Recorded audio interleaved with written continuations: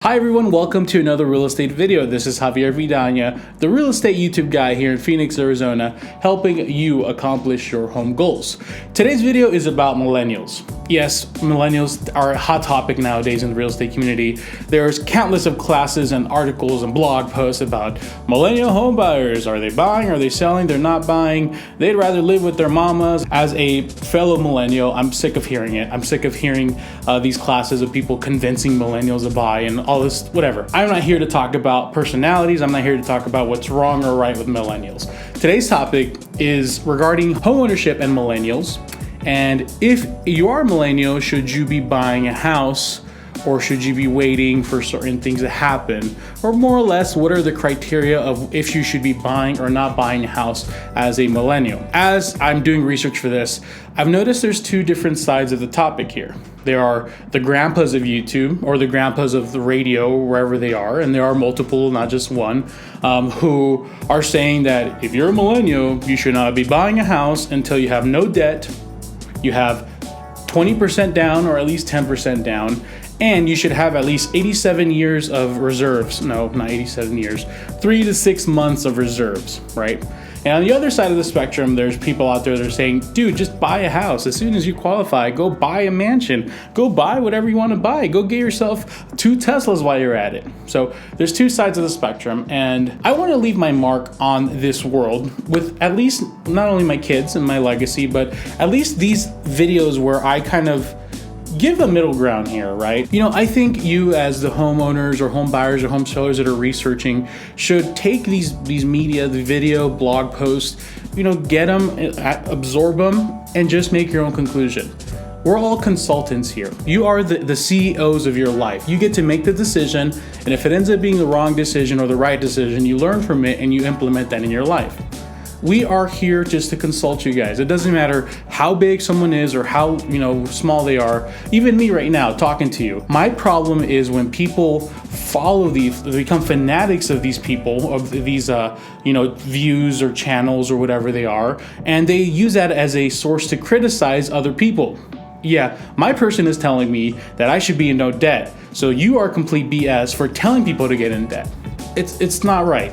Whatever the case may be, you have no right to judge other people. If other people want to make a mistake according to your eyes, you should let them make a mistake so they can learn. Alrighty, so on to the topic. Should millennials be buying houses right now? Well, first and foremost, let's kind of break down each side of the spectrum, and then I'll give you my opinion. And then you can, tell me to F off, or you can like this video, subscribe, and follow this channel. Anyways, let's get to it. Let's start off with one side. You shouldn't be getting yourself into massive debt just to become a homeowner. You shouldn't go be buying your dream house. Maybe you can afford it, great. You want the house, the acreage, and the horse property, that's awesome. But maybe that shouldn't be your first house, right?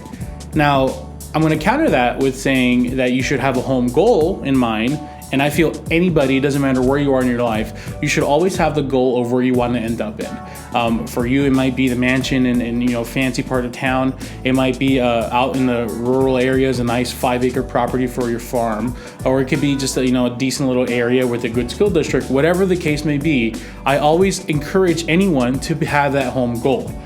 But for millennials or for just general first-time home buyers, that first house maybe shouldn't be that dream home. Maybe you won't get that home goal and get yourself into massive debt where almost all your income is going into a house, but maybe you get something that's not so expensive, that's decent, that accomplishes your current home goals. And on the other side of the token is hey, you should have no debt before you buy, you should have a high down payment when you're ready to buy, and you should have all this months of reserve. It would be stupid for me to say, don't do this. 100%. I mean, come on, really. Why would I ever say that? However, don't use that as your crutch. We have to be realistic here, and I don't care what kind of hate I get from that community. I am a firm believer that, first and foremost, I came from a family who was not great with finances. My mother was very poor. My father lost all his money. My wife comes from a very low income, average family, and we both came in from respect that we didn't have the odds on our favor. We had to learn about finances the hard way, and we had to kind of work and claw our way up the ladder. And I feel a lot of people can relate to that. We were not taught to save our money. We were not taught to be debt free. We made a lot of mistakes, just like a lot of millennials do nowadays. And there's nothing wrong with that. If you have parents who are very, very stern about finances and taught you how to save and to be out of debt, that's amazing for you. You probably aren't even watching this. You probably already have a house. But for everybody else, I don't want to say average people, but for the everyday person like my wife and I, it's unrealistic to think that we were going to be debt free before we bought our first house. I honestly believe if I would have followed these principles when I was buying my first house 6 years ago, I would have never pulled the trigger. It just, we were in debt because we made dumb decisions, as most millennials do, and we just would have probably stayed put for another 3 years. And by the time in this timeline where we bought our second house and we sold our first house and paid off all our debt with the earnings of that one, we would have been buying our first house. And it wouldn't have been a great house. And sure, we could have, we would have been debt free and we would have been financially happy, but we would be there. And our kids would not be raised in the neighborhood that we wanted them to be raised in. Our kids would not be going to the school district that they wanted to be in. And so you might say, well, tough titty. No, don't. I'll never say that. I don't know why I said that. Well, too bad. Then at least you're debt free. No, my core beliefs of being debt free are not as important as my beliefs that my kids have to be in the area I like them to be, in the district I like them to be. So my home goals superseded any beliefs of financial freedom. I like to believe that most people have the idea that they want to be debt free one day. But I also am a stern believer that you should be working. There's two parts of your life, really. There's the part where you're building your credit, and then there's the part where you're happy, where you're going to be in for the rest of your life, and now you can focus on paying off debt. If you're not where you want to be for a very long time home-wise, then I feel there's nothing wrong with having your credit card or two to build your credit. Now, I'm not saying go and get yourself a Maserati, don't go get a Tesla. Shoot, I almost bought a Tesla the other day just because I wanted one. But I'm saying is don't feel bad about building your credit.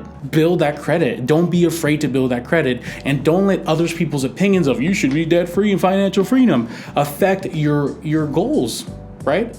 Once again, I will say this over and over. If I would have followed their principles, I would not be in the neighborhood and the house that would best suit my kids because of that. I would have been financial free. I would have been debt free, but I would have been in a very crappy neighborhood. I wouldn't be in the best situation for my kids.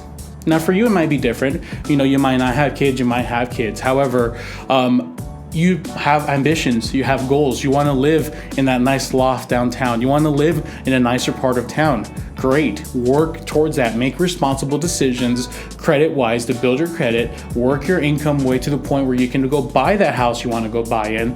And then sure, once you're there, maybe start focusing on paying off your debt. And I don't care what kind of negativity I get through that. Because at the end of the day, with my personal situation, I know that buying a house when I had some debt, was the best situation for me and my family. All right, Javier, we get your point. So how and when should I buy a house if I'm a millennial? Number one, if you have a very stable idea of where you're going to be working in for a long time, meaning you've either been at they're not going to qualify you if you haven't been in your job for more than 2 years anyways, but if you have a solid idea that you're going to have that job for a while, or you're in the right field and you're working your way up, and you're not going to go and leave that job now and decide to go back to school in the next year or whatever the case may be, you have an idea of where you want to be with your goals. So this automatically disqualifies anyone who doesn't have a very stable job. This disqualifies anybody who might, be living paycheck to paycheck and keep switching jobs every month or two. You might not be ready to buy a house, and that's just kind of basic common sense, right? The second one is you have a clear idea of where your debt to income ratio is. If you don't know what a debt to income ratio is, I have this video where I kind of break down how to calculate if you're able to qualify for a house.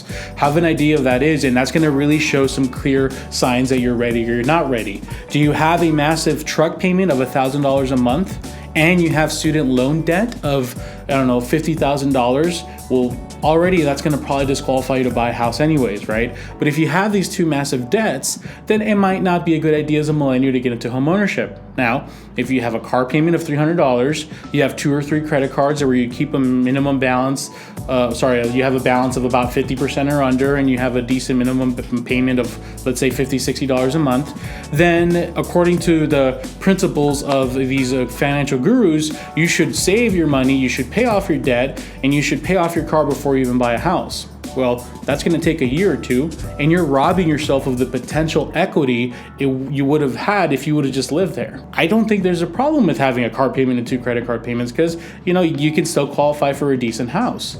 A lender's not going to qualify you at 70% debt to income ratio. The standard is like 45, 50%. And even if you qualify under that, and it is your gross income, so they use your income after taxes, but still you have a good indication of like, hey, if I'm at 45 debt to income ratio, maybe I shouldn't be qualifying for my max, maybe I should be going a little under, right? You have a good understanding of your income better than anyone else does. And the final step is, if you're already looking to go live somewhere, so you're already, out of your parents' house, you're already out of college, you're gonna go rent an apartment, you're gonna go rent a house that's gonna cost you $1,000 to $1,500 a month, you're already gonna pay a housing income. Why not put it towards something that's yours? It's that simple. Okay, so these gurus want you to pay off your debt first, but you're gonna go rent a place for $1,300 a month? Are you gonna go live with your parents? And I know there's nothing wrong with living with your parents, but once you get to the point where you're out on your own, like there's some like, we have that level of like, I wanna do this, I wanna make this on my own. I don't wanna go back home. There's just something hard about that, right? Going back and asking your parents for help. So maybe you don't wanna go back with your parents and save money. So you're gonna go find a place to live. If you're gonna go pay $1,300 a month for an apartment or a house, well, doesn't it just make sense to go get a house for $1,300 a month? Now remember, you're not buying your dream home where you're gonna be in forever. You're buying somewhere where the alternative would be to just be throwing your money away at $1,300 a month paying rent. Yes, there will be a lot of expenses that might come up, like, something might break down, the AC might go out, whatever. As a homeowner, you do have a little more liability. As the saying goes, nothing ventured, nothing gained. Yes, you might have to come up with some money to fix some things that pop up as you live in it. However, when 2 or 3 years pass and you make a good chunk of money, are you really going to think about the time you had to come up with $400 for a water heater? And let's say you're renting a place, and yeah, it sure is nice to just call a landlord to have them take care of something when it breaks down. Well, guess what? The year or 2 years that you lived there paying rent, they just made a good decent amount of equity from you paying the mortgage off for them. So, oh yeah, it was nice not have to worry about fixing my water heater, but you just made someone else richer, and by turn, you didn't make any progress for your future. So the final step, once again to repeat myself, is if you're gonna be renting somewhere anyways, then why not look into buying a house? And of course, I know there's gonna be people out there saying, well, of course he's telling you to buy a house, he's a realtor. Yeah, nothing gets past you. I am a real estate agent, 100%. The subscribers that already watch my videos know this about me. However, if this is your first video, let me enlighten you on my philosophy. I don't do this to get business. I don't make these videos to grow my business even bigger. I do these videos as a source of education for anyone out there who's willing to listen. I don't care if you buy or sell a house through me. I'm not doing this for that. I'm doing this because this is my opinion. I love making videos and I love educating people out there. I love inspiring a new generation of home buyers, home sellers. I'm not saying generational like only millennials, but just anyone out there who has self-doubts and don't want to go talk to realtors because realtors are salesy and they just want to learn more about it. So if you're thinking that I'm just trying to say this to get more deals out of you, well, first of all, you're not going to like me anyway, so bye. Second of all, it's just not true. It's just simply not true. And I just happen to have a job where I get to see people buy homes. And from as far as I know, everyone I've ever helped in the last 6 years, I haven't seen a single foreclosure from any of my past clients. So people that have houses are benefiting from the equity. And even though the market is starting to stabilize and it's not such a huge increase no more, they're still paying something that's theirs. And that's what the important part is. Thank you guys for watching. I appreciate your time. If you're new to the channel, I'd love for you to subscribe. We make weekly real estate educational videos here. And if you're in the Phoenix, Arizona area and you would like to contact me, my